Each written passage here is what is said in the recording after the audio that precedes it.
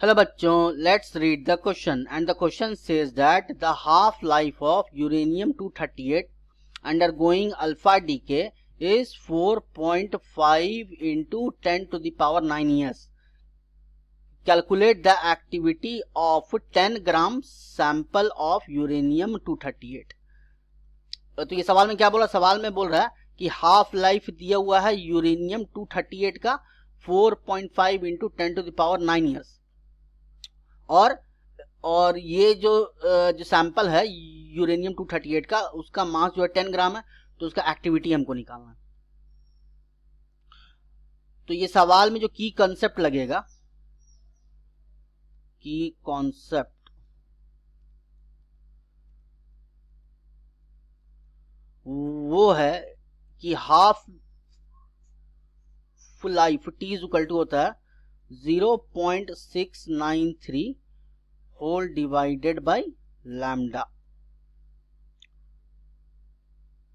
और दूसरा जो फॉर्मूला लगेगा वो है कि dn बाई dt, यानी कि जो एक्टिविटी ऑफ सैंपल है वो is equal to lambda times n होता है।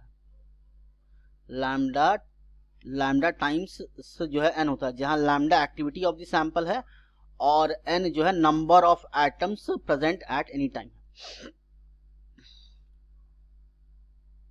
तो ये सवाल को सॉल्व करते हैं।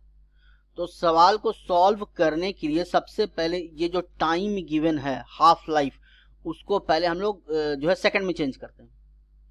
तो ये जो यहाँ पर गिवन है time 4.5 into 10 to the power 9 years given है। तो ईयर्स को पहले जो है नंबर ऑफ डेज में कन्वर्ट करेंगे, तो जो है 365 से मल्टीप्लाई करेंगे। फिर नंबर ऑफ डेज को आवर्स में बदलेंगे तो 24 से मल्टीप्लाई करेंगे। आवर्स को मिनट में चेंज करेंगे तो 60 से मल्टीप्लाई करेंगे, और फिर मिनट को सेकंड में चेंज करेंगे तो फिर 60 से मल्टीप्लाई करेंगे। तो इसको सॉल्व करके जो आंसर आता है वो है 1.42 into 10 to the power 17 second. 1.42 into 10 to the power 17 second, ठीक है। तो जब मेरा ये जो है सेकंड में कन्वर्ट हो गया, तो अब जो है हम लोग एक्टिविटी निकालते हैं ये फॉर्मूला से।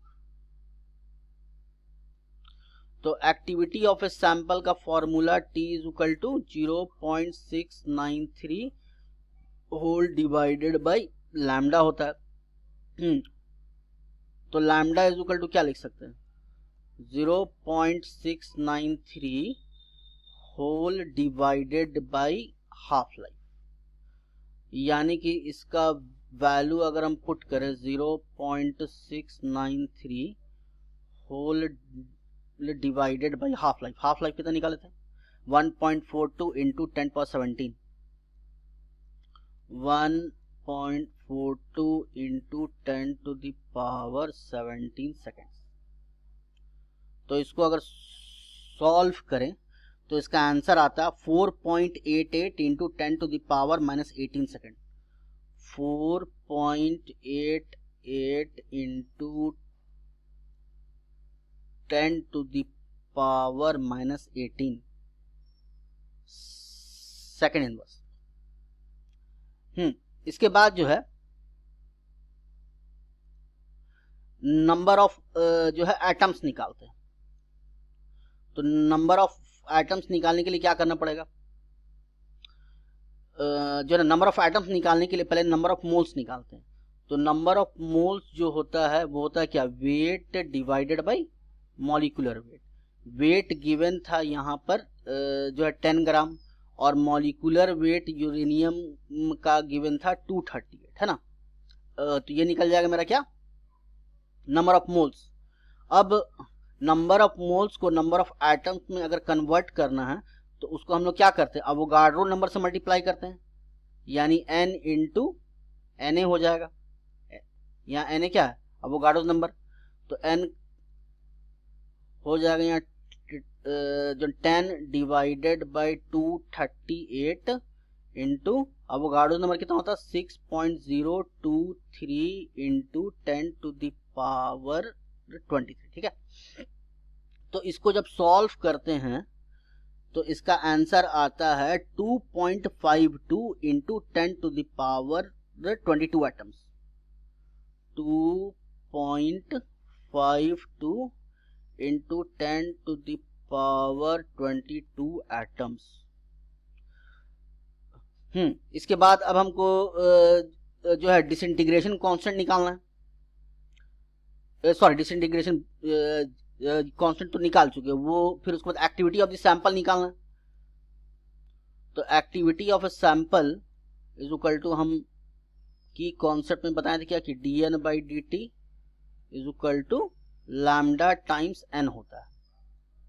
तो लैम्डा का वैल्यू जो निकाले थे 4.88 इंटू 10⁻⁻18 था, और n का वैल्यू जो निकाले थे 2.52 इंटू 10⁻22 एटम्स,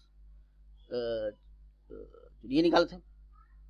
तो ये दोनों को जब मल्टीप्लाई करते हैं तो एक्टिविटी ऑफ द सैंपल आता है 1.23 into 10⁵ dps. Hence the final answer is 1.23 into 10⁵ disintegration per second. Hope you have understood it well. Best of luck.